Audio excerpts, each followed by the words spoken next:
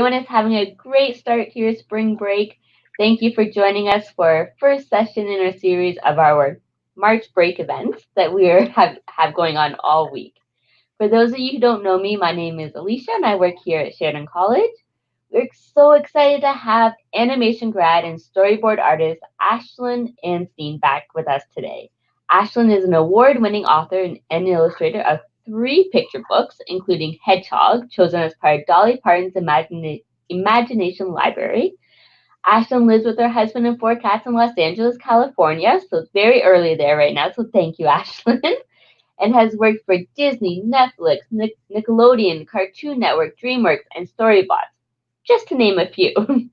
Today, Ashlyn is going to lead you through the basics of storytelling and the creation of a storyboard based on the tortoise and the hare.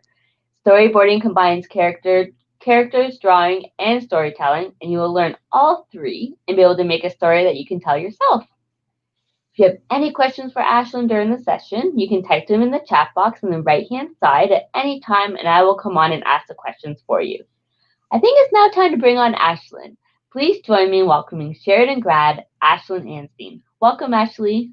Hi. Good morning, everyone, or good afternoon. I guess it's still morning where if you guys are on Pacific Standard Time. So I'm Ashlyn Anstee. I graduated from Sheridan College a few years ago in the classical animation program. And I currently work as a storyboard artist and director, which is something that I sort of always wanted to do and managed to break in a couple of years after I graduated. So some of the things that I've worked on that you may have heard of, I worked on the new Adventure Time special. I worked on Harvey Beaks and then Storybots, obviously, all as a storyboard artist. So what is storyboarding? It's something that I think everyone has seen. Absolutely everyone has seen. They storyboard for both live action and animation. It's the process of making sequential art to plan out the story before it goes to animation or before it goes to film if you're doing live action. What does that mean? Sequential. What does that mean? Basically, you're creating a series of images to show what the final shot may look like without actually having to do the shot. It's great for animation in particular because animation is so time intensive. Usually for animation, you have to draw 12 frames a second, 24 frames a second. And that's, obviously you want to make sure you have everything planned out before you go to the final shot. So how is it different from picture book creation? I also make picture books. I love telling stories in any forms. Storyboarding is a little bit different because often you're working with a team and you're creating a lot of storyboards to plan out each and every shot of an episode of TV. For an episode of TV, usually I would draw anywhere from 600 panels to 1,000 panels, sometimes even more. If it's a very complicated shot, you want to make sure you get a lot of poses in. So we're going to go through all of this, so don't worry. And obviously, if you have questions, put them in the chat if you have any questions at all. Otherwise, we're just going to get through it. So our plan today is to use a story that you might already know. It's an Aesop's fable called The Tortoise and the Hare. I love working from fables or existing stories when I'm doing storyboarding for my portfolio because it means that the hardest part is already done. The story is there. All you're focusing on is what you're drawing, what the shots look like, which is, what angle the camera is in, and of course, the acting of your characters. It means that you just get to focus on your characters and what makes them tick. So it's a great place to start, and it means that everybody sort of knows already going into it. So the first thing I'm going to do is read you this fable, of course, because I love reading fables. And we are going to use this as a springboard for our own story. And you guys can follow along at home. You can, of course, draw whatever characters you want. I'll be sharing my screen so you can see how I might approach it. And this could be a great portfolio piece for your own portfolio, trying to go into storyboarding. So this is The Tortoise and the Hare. This is from the Library of Congress itself. So this is already in the Library of Congress. Great way to Start your story. The Hare and the Tortoise. A hare was making fun of the tortoise one day for being so slow. Do you ever get anywhere? He asks with a mocking laugh. Yes, replied the tortoise, and I'll get there sooner than you think. I'll run you a race and prove it. The hare was much amused at the idea of running a race with the tortoise, but for the fun of the thing, he agreed. So the fox, who had consented to act as judge, marked the distance and started the runners off. The hare was soon far out of sight, and to make the tortoise feel very deeply how ridiculous it was for him to try a race with the hare, he lay down beside the course to take a nap until the tortoise should catch up. The tortoise, meanwhile, kept going slowly but steadily, and after a time passed the place where the hare was sleeping. But the hare slept on peacefully, and when at last he did wake up, the tortoise was near the goal. The hare now ran his swiftest, but he could not overtake the tortoise in time. The moral of the story is, of course, the race is not always to the swift. Slow and steady wins the race. So what I do first when I get a script or an outline or a story like this that I'm approaching to create a storyboard from it or to create a story, I think, what do I like about this story? What's my favorite part? What's something that makes me laugh about the story? We, of course, have three characters, the fox, who acts as the judge, but we have this boastful hare and the very calm and steady tortoise, who is saying, don't boast about how fast you are, just work slowly and steadily. And of course, you have that great moment where the hare is sleeping and the tortoise overtakes him and gets to the goal. So these are all things that I might write down before I start.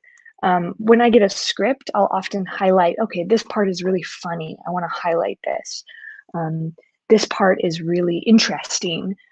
This is a great character moment. I'll try to think of things like that. What's the character's lowest point?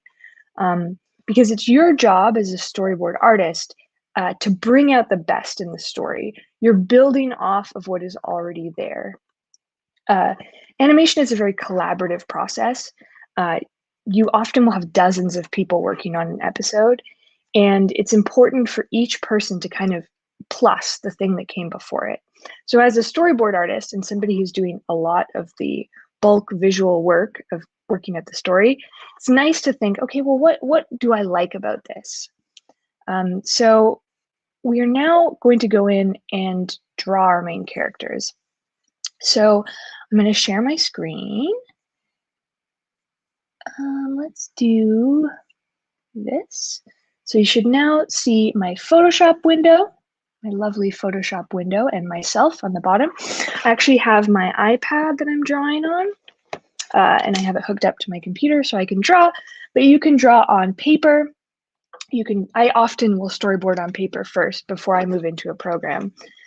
So we're going to be drawing a couple of storyboards. We might not draw the whole thing because we don't want to spend all day drawing 100 storyboards. We might draw beat boards, which is beats of the story that we think are the most important. And I'll often start with drawing beat boards before I get into the full story, just to see how it will all look. So first, what do we want the story to be about? In this case, we're sort of working off of an outline, which is similar to how I would work on some TV shows where you don't get a script, you don't get dialogue, you're just getting kind of what the story is about, and it's up to you to decide what the dialogue will be. So as we're getting started, you don't have to make the story about a tortoise and a hare. So let me explain that. It is, of course, called The Hare and the Tortoise, but some fun way to make this story your own is to change the characters.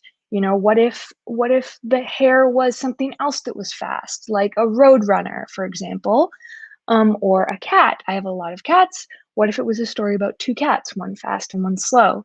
What if it was a story about a sloth and a alligator? These are ways that you can change the story and make it your own, and also add a bit of fun.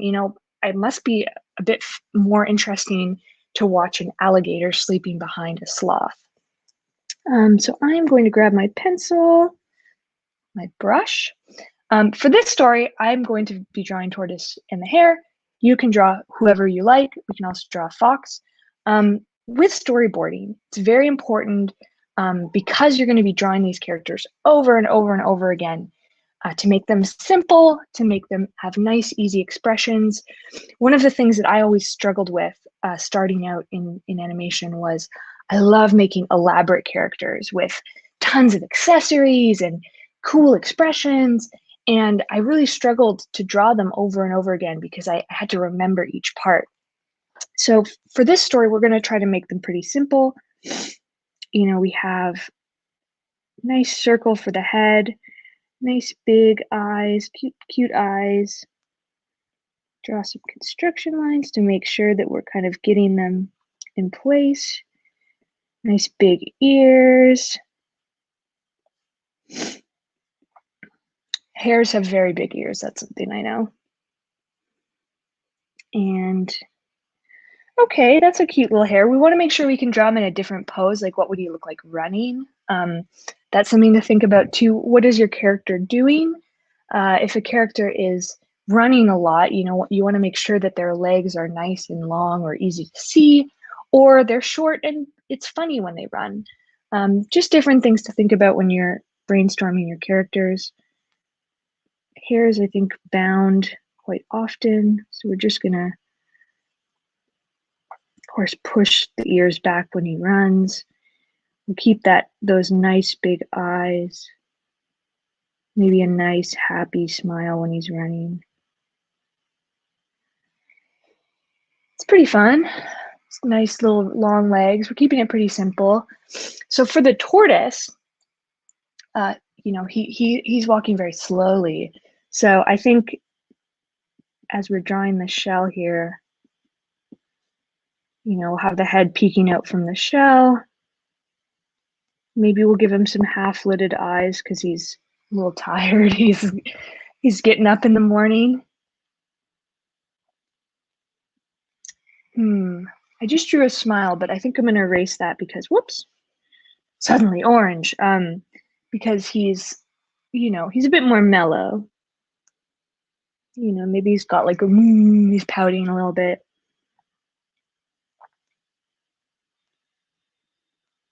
We're just going to give him little short legs because, you know, he's just kind of plodding along. And we'll just give him a little shell. So, yeah. Make sure his head is kind of how we want it. He's saying, okay, yeah, okay, we can race. Yeah, I'll race you. So those are our two characters. A little silly. But, you know, keep them simple. I always like to keep my characters nice and simple. And that way you can draw them over and over again and you can know what they look like. So storyboarding. We're going to talk a little bit about shots. What do I mean by shots? This is one of the first things that I learned in storyboarding, and it's something that I recommend if you're interested in storyboarding, to watch a lot of movies. I know that seems like a easy ask. Watch a lot of movies, watch a lot of TV, but it's a great way to look up reference of shots, which is where the camera is in frame. Is it close to your character? Is it far from your character? How does it make you feel when the shot is close? Is this exciting? Is this easier to see my expression? Or if my angle is tilted, does it create a sense of unease? These are all things that when you watch movies, you can sort of start to analyze, what do these shots make me feel? And I often, actually, one of the first exercises that we did at Sheridan the first week is we actually would draw from movies. So we would watch a movie, pause it, and then draw the frame. It's a great way, I still do that, just to get the sense of what does this visual language look like. You're trying to build up your visual language as a storyteller to make sure that you have a lot to reference as you're drawing. So I'm going to draw out a few examples of shots. We're zooming in here, and you can still see this. So basic shot, my favorite one, is of course the establishing shot. An establishing shot is usually the first shot of the scene. A lot of times it's quite wide, which means it's quite far away from the characters or from what you're looking at, and it's to give you an overview of the scene. So I often start with grids, which is just giving you an example, what does a ground plane look like? So from this way, if this is the ground, we'll draw a little tree here. And this is stuff that I do every day at my job, which is draw a little camera. And you can see right there, if this is our camera, this is our field of vision that we're operating from. So this would be an establishing shot. We might see the finish line here. And of course, we will see our characters. For this drawing, I'm just going to put in a stick figure just so you can see, because we're going to draw our characters a little later. This would be an example of an establishing shot. So you get an overview, you see, oh, we're in a forest, we'll put some more bushes, and we can see our character. Basically, we want an overview of the whole scene. So this is our establishing shot. And when you're watching cartoons, often I will say, watch a cartoon and see if they show a nice establishing shot of the location right at the beginning. Almost everyone does it because it's such a great way to immediately get where you are. So our next shot is, of course, our wide shot.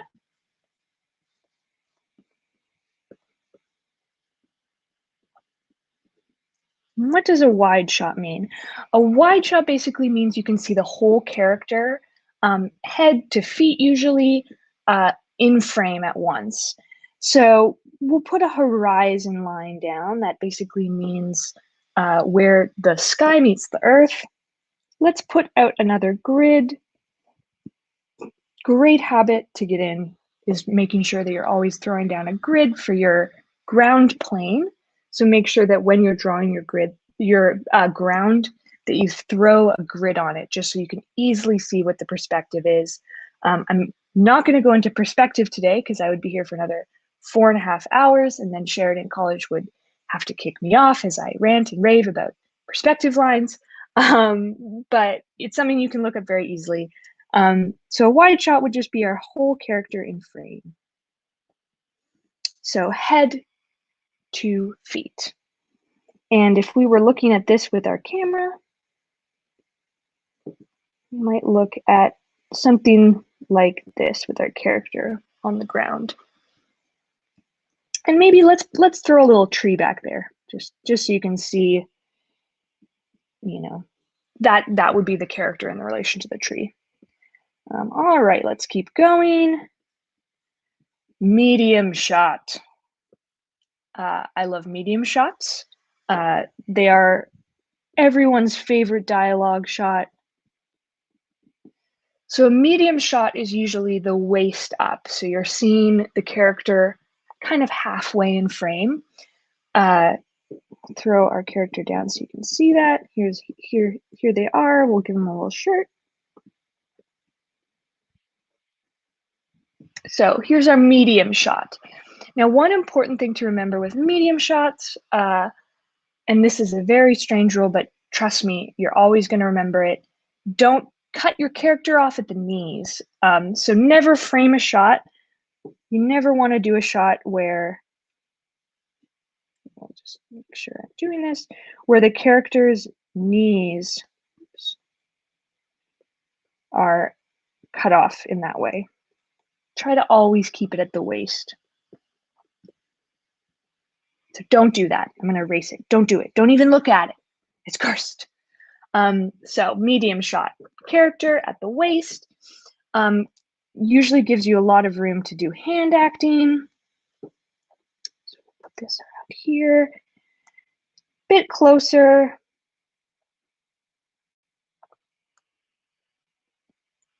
Nice characters in frame. I'm going to show you another medium shot that you're going to see quite a lot in cartoons. which is an over-the-shoulder shot. Great for dialogue. So you have your one character here, usually shadowed, and they are talking to another character.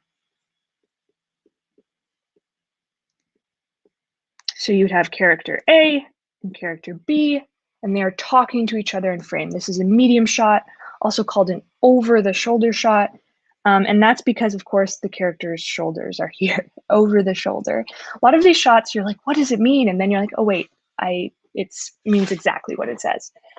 All right, so we have one more shot to look at, which is a close-up shot. And this shot is my personal favorite because I love acting, character acting. Sometimes I use too many close-up shots and I get razzed on it for it. But yeah, close-up shot is usually anything anything that's kind of like shoulders and up. So you want a nice tight frame. It can also be even closer. You could have an extreme close-up. Basically, this means you get to see all your characters' wonderful expressions. We'll call this a close-up. Great, fun, tight shot. Great for emoting. Now, if you want to create something a little bit more extreme, you could go to the extreme close-up. And this is more often used for tension or for dramatic purposes. So if you've ever seen a cowboy movie where it's cropped really tight on their eyes because they're super tense, that would be an extreme close-up.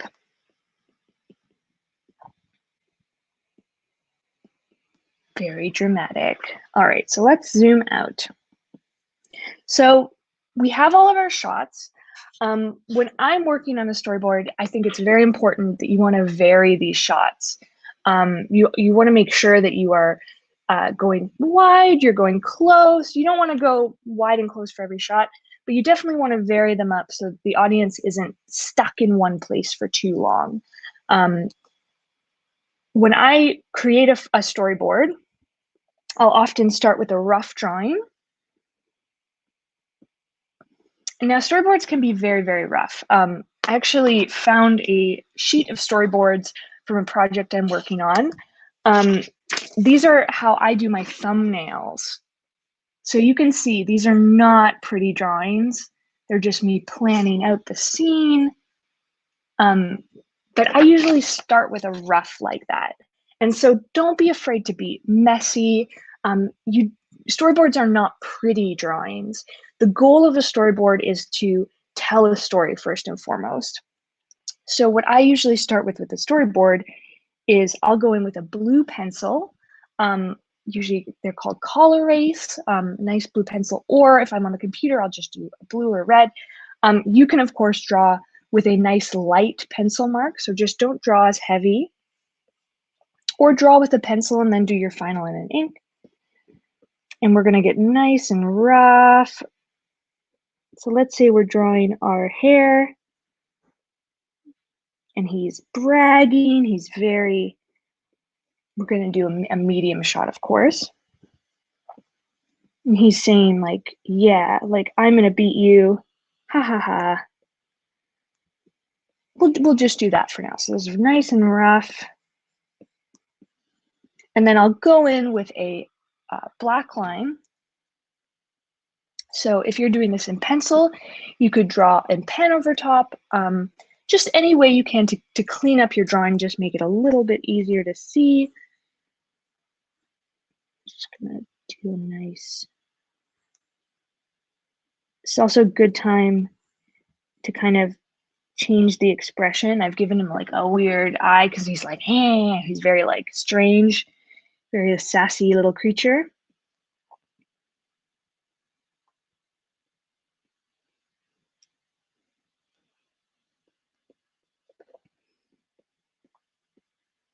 And just gonna tighten up the hands a little bit. And there you go. So storyboards can be quite rough. You usually don't have to clean them up or make them tight in the same way that you would an illustration. Some things that some productions do or some shows is they will add tone to their board, often for dramatic effect. This is also most often seen in feature film storyboards. So if you've ever watched a behind the scenes, you might notice that the storyboards look very pretty, like they have all this lighting and tone. Basically, with feature films, it's very important to set a mood. So they have the luxury of time to create their storyboards very pretty. In TV animation, we don't have time. We rarely, if ever, tone our boards because we have 5 weeks to draw 1,000 drawings. But if we were making this a nice feature film, we might add just a tiny bit of shading, very dramatic. He's asking for a fight, and we might tone the background just to make sure that he stands out.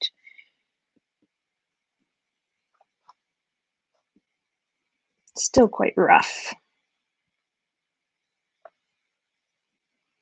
So yeah, that would be an example of a feature film storyboard. When we were in school, we would actually storyboard on index cards. So we would take index cards or Post-it notes, and we would use those to draw on. So we're going to make a new file because I have made quite a mess of that file. And we are going to start our Tortoise and the Hare storyboard because we have about 20 minutes to storyboard a whole scene. No biggie. We would always call this, when you're rushing to pitch, because often you have to pitch your storyboards to the whole crew. The final half an hour before you have to finish your boards are the most frantic half an hour of your whole life. So first thing, we're going to reference our character. We have our characters, we've drawn them. So now we're going to draw Tortoise and the Hare. So when I think of beat boards, or what are the most important scenes in the story, I like to think of the important moments. So what is the beginning of the story? What is the middle? And what is the end? And I will actually, as I am doing my thumbnails, often on paper, I will write out some ideas. So this is a great way to plan before you start. You want to bullet point or make small sentences about each of the moments that you're going to be doing. So we're going to take a pencil and I'm going to say, okay, so obviously at the beginning of the story, we have the hare challenging, or the tortoise, the hare is bragging, let's say. The hare is saying, I'm super, super fast. So one moment we would want to do is hare is bragging. Very important to establish. The hare is a bad guy, he's bragging. The next part is the tortoise challenging the hare to a race. So we'll do tortoise challenging hare to race. That's another moment to look at. Another thing is the beginning of the race. We have the start of the race and the hare shoots off like a rocket. So we'll do beginning of race.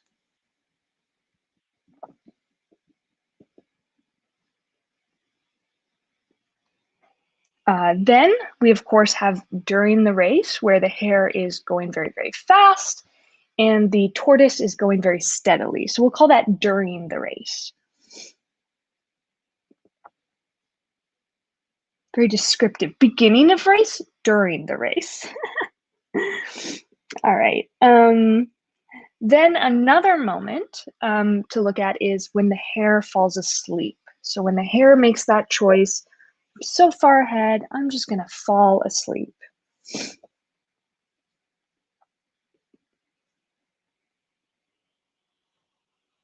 And then we have another moment, very emotional moment, when the hare wakes up, but the tortoise has passed him.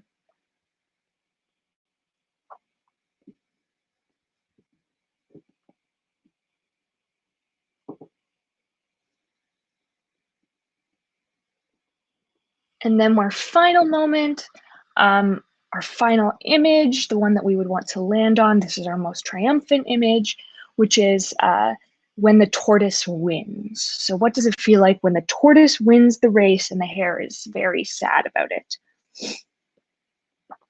Tortoise wins. So we have a beginning, we have our middle, we have our end, we have 7 beat boards. That's a pretty good amount. And we are going to just get started. So one thing that I find when I'm storyboarding is that even though I have these 7 beats, I will probably end up drawing more than that. And also I may have to move because my battery is low, but I will wait to the last second to move to my couch. I am in my kitchen right now, a beautiful kitchen.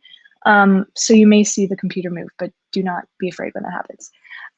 Okay, so yeah, I find when I'm storyboarding that I'll add scenes. So what's a scene? A scene is when the camera angle is different. I often think of it too as when the background is different, when the character is in a different place. So we want to try, I find in animation, you want to try to keep your scenes to a minimum, just so that you can make sure that you're getting a lot of use out of the backgrounds. But for example, we're going to begin with an establishing shot. I already told you about the establishing shot. Yeah, we'll reference that as we go. Maybe we'll work a bit smaller. So here we are at our main shot. We're going to toss down our grid. See how well my straight lines are. I went to 4 years of school and I can't draw a straight line. And we are going to establish ourselves in a forest. That's where the story is going to take place. I have decided. Nice. Those are some trees. We've established ourselves in the forest. So now we're going to see a shot of the hare bragging, bragging about being the fastest. And since we are going right from this overview of the forest, we don't want to go right into a close-up of the hare. We can, but you definitely want to establish who the character is talking to, who is the hare bragging to. So we're going to keep it simple. And, you know, let's just do a wide shot of the hare. He's standing up like a person. And he is bragging to the tortoise, who's on the ground, just plodding along. You can see some trees in the background. So we go from the establishing, we go to the wide, and we see the hare bragging, and he might say something like, "I'm faster than you." Could you imagine going up to someone and just saying, "I'm faster than you"? And that would be our dialogue. And you can throw it right underneath the storyboard. So the next part, which we are going to reference, is the tortoise challenging the hare to a race. So I'm going to do 2 drawings here. We're going to do a drawing of the tortoise thinking before he speaks. So the tortoise is saying, that guy was just mean to me. I really want to show him up. So we're going to do a pose 1, a pose A, and a pose B for this scene. So it's going to be the same shot, same camera angle. And I'm going to move my computer, so give me 1 minute. But we're gonna do 2 drawings, which is, you can see me walking. Hopefully this doesn't disconnect my internet, but I think we are probably fine. I'm going to plug in my computer. So we're gonna do 2 drawings: the tortoise thinking, and then the hare, and then his challenge. So let's start with the sweet sound of power. We're going to do a close-up because we want to have that nice energy. So he's thinking,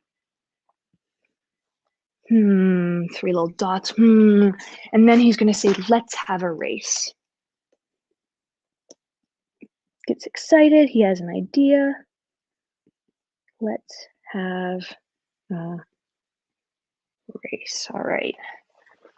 We're going to go a bit faster because I've realized that I want to make sure that you guys have time for questions at the end. So we have Hare is bragging, Tortoise challenging Hare to race. And then we are going to have the beginning of the race. So this is another great chance for sort of an establishing shot of what the beginning of the race might look like. And I think in this original story, there is a fox who is a judge. So we can have the fox there in a little referee uniform. So the beginning of the race, we'll see the nice flag poles. Let's throw down another grid. And we will have the tortoise and the hare there. So we can put the tortoise, going to make this a bit rough, and then the hare. And then, of course, our fox friend who is refereeing. You can see these are quite small little drawings. So I'll zoom in. We can see our fox. Maybe we'll give him a little flag. Tortoise, hare, very, very rough. Something else we could do to show the excitement on both the tortoise and the hare is to do a nice medium shot of them before we start. So what is the hare thinking? Draw hare. And what is the tortoise thinking before they start the race? So I think the tortoise is just going to be pretty content. He knows he's going to win. He's slow and steady. But the hare is like, yeah, who dares challenge me? He's got a nice confident little thing going. And this is them before they start the race. So another emotion shot. So let's look up and we say beginning of race. So we did that. And now we're going to have them start up the race. So one thing you could do is, how would they start a race? Maybe the fox blows a little horn. So we could have the fox here, and he could have a little trumpet. We'll do a close-up of the fox blowing the trumpet, keeping it nice and silly. And he's just blowing. Whee! So we hear horn.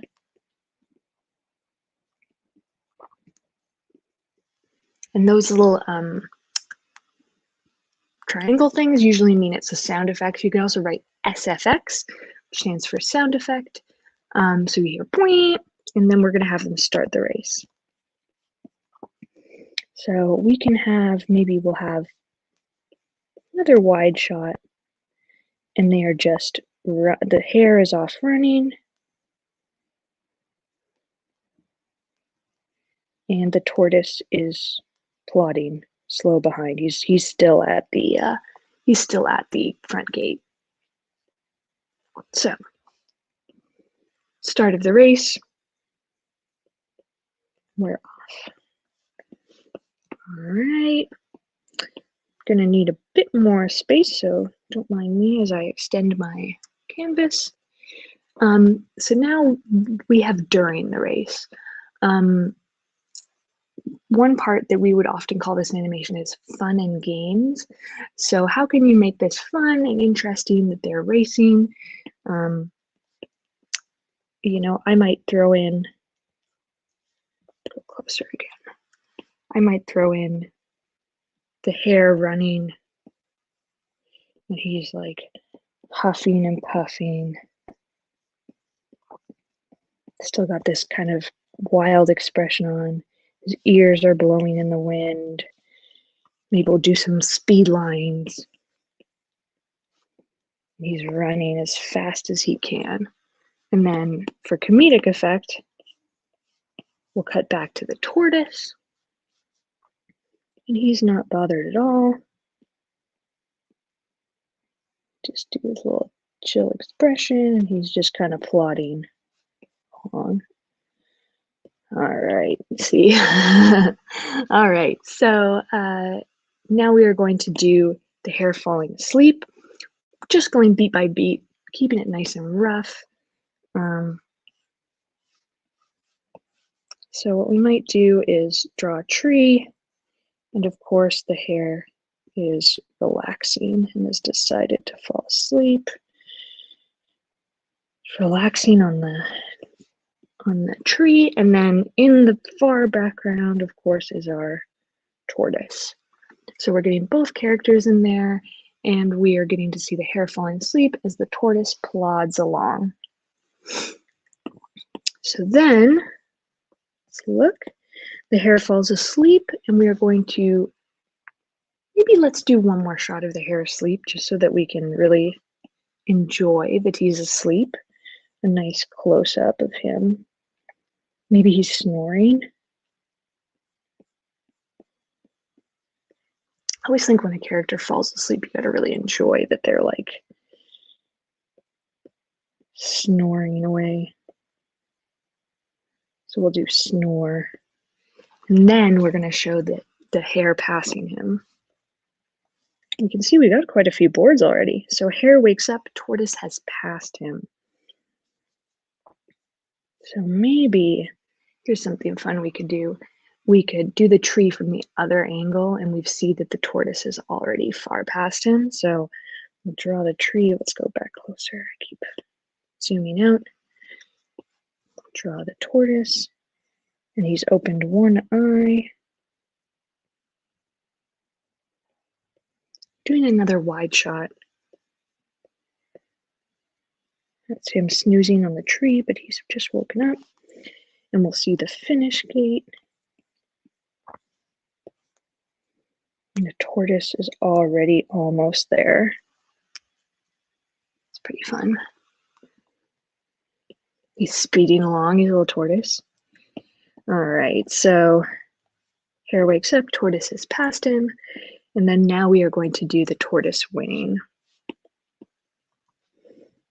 So this is something where we want to really enjoy. Maybe we'll do a nice little angled shot of the end. And the tortoise is running through. And the hare is far behind. I don't know if I like that shot. We'll get rid of it. This is what I do too with storyboarding. Yeah, we don't like that one. We want to see up close. We want to be a bit closer as the tortoise is ahead. And we'll see the hare reaching out. No.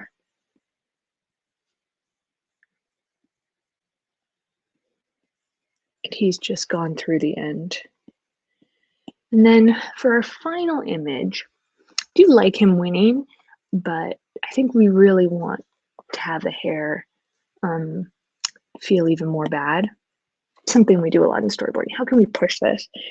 Is we'll have the fox. You know what would be funny is you know those like Olympic podiums?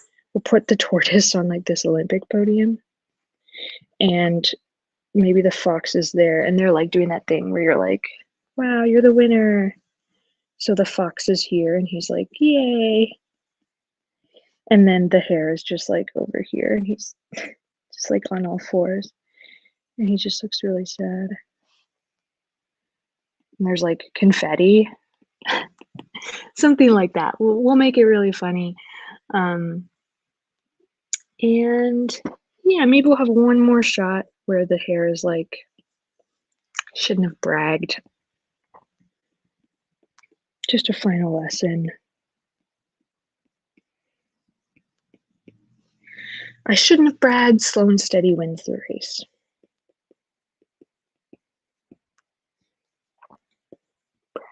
Right? All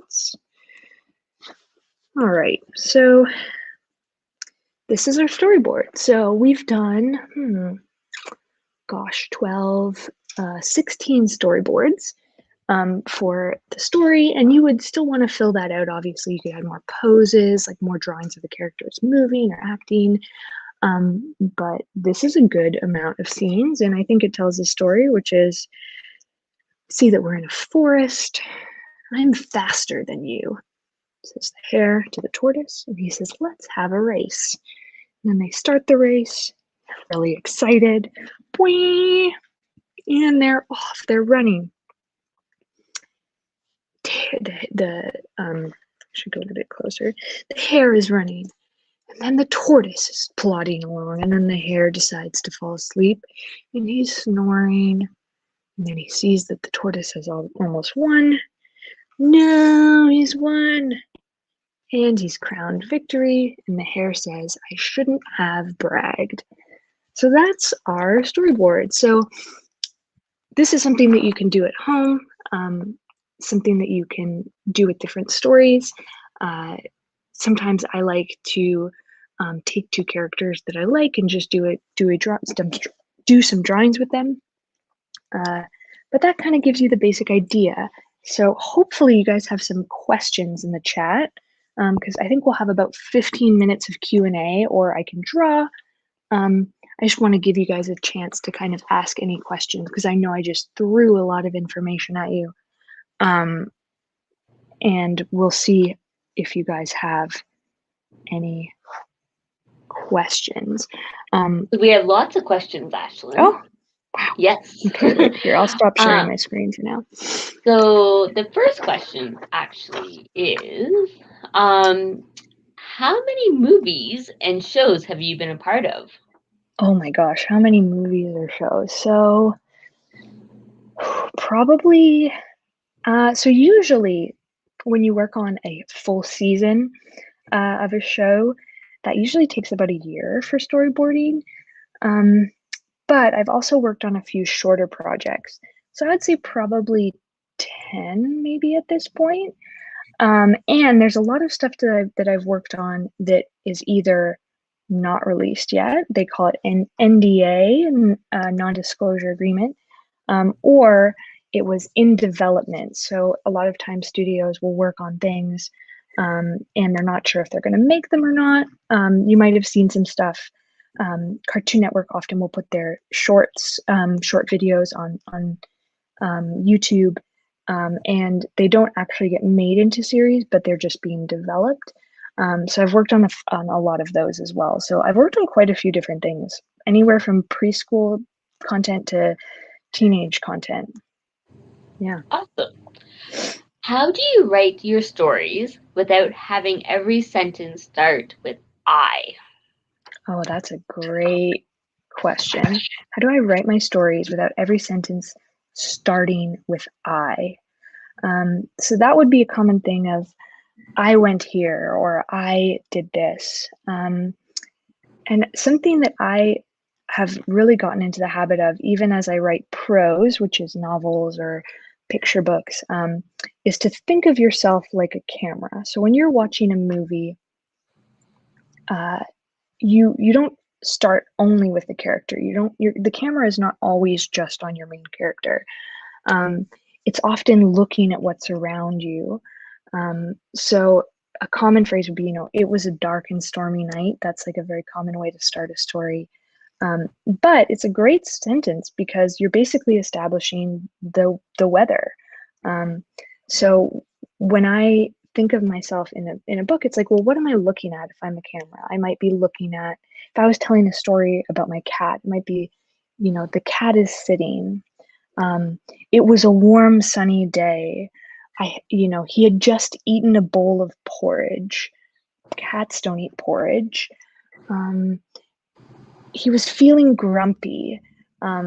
So sometimes I'll think of too, like, who, what, when, where, why. So those are the common things of storytelling. But you want to think of the five senses. So what is the cat's goal? And then what are they seeing? What are they feeling? What are they doing? And sometimes I'll even write those on the page next to me, just to remind myself to not always spend so much time in the character's head. But, if we're telling a story about a cat, it might be, he wanted to eat a fish today. Fish live in streams. So you're kind of just elaborating on his goal each time. So hopefully that answers your question, but try to think about yourself as a camera, and then try to think about what senses you might be experiencing. The next question is, when you are creating a show, do you draw the base of the drawing and then someone colors it in? That's a great question. So there's these are all great questions. Wow. So storyboarding is complicated, and each show does it differently. So usually there is a storyboard artist, a storyboard revisionist, and a director. So the storyboard revisionist will actually help clean up or make some of my drawings a little bit less rough. And what they do is we will draw the whole storyboard, 1,000 drawings, and then we will send it to Animatic or Leica in Canada, which is they take those storyboards and they time them out. But from there, they would be sent to animation, which would be what you would think of as like colored finished drawings. And those would be done by quite a large group of people. So for each episode, you might have 2 storyboard artists, 2 or 3 if you're lucky. And somebody else will take the time to do all the animation. I never touch the colored sections. I only do the rough drawings. In school, you would actually do all of it, start to finish. But in animation, often you are kind of segregated to your one specific task that you're doing. And for example, I'm not very good at doing clean drawings. So often I will just do the rough drawings. And somebody else will do the clean drawings. So something to think about if you're somebody who likes to draw very clean, very perfect drawings. There's some, great jobs.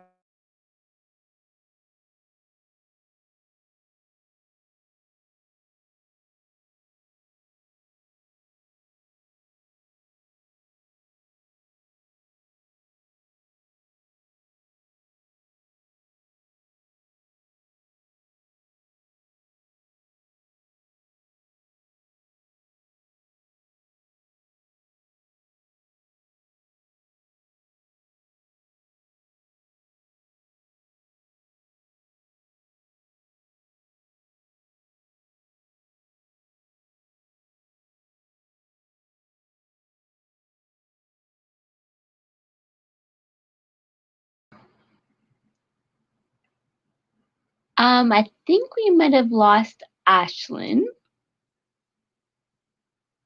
We'll just wait to see if she comes back on. The joys of technology. We'll just give it one more second here.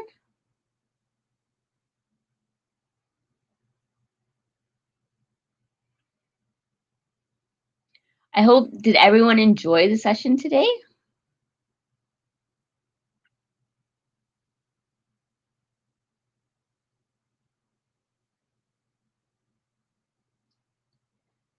We really hope that you will either email me or you can share it on social. We want to see what creations you came up with today. So you can either share it, you can tag Sheridan Alumni or Ashlyn Anstee on social.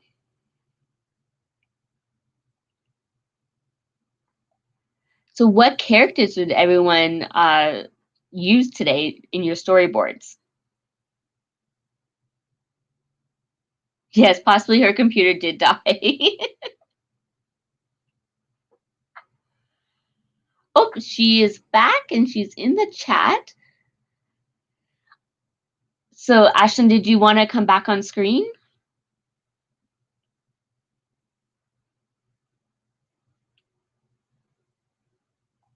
Oh, you used a cat. Oh, her internet gave out. Oh no. Well, I think, Ashlyn, let me check the questions here.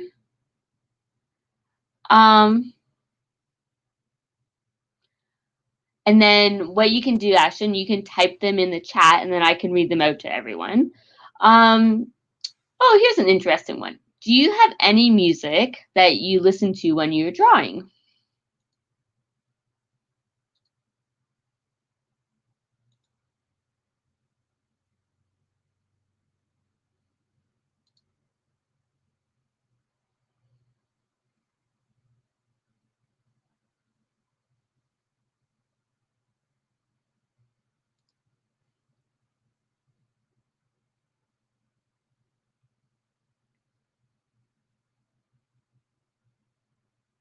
Okay, so I think she's just typing in that answer.